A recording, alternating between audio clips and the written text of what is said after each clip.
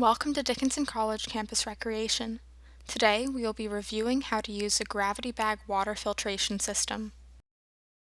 The first step to using your gravity bag system is to collect water. Take your water collection bag labeled dirty and begin to fill it with water from your water source. Ensure that you are collecting water with the direction of the water flow in order to minimize large dirt clumps and organic matter from entering your bag.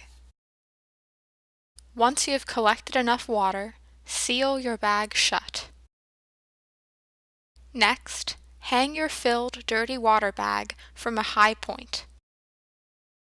Take the screw-top side of the water filtration tube and attach it to the water collection bag labeled clean.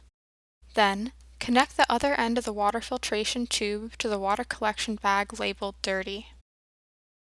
During the water filtration process, the clean water bag will need to be located lower than the dirty water bag.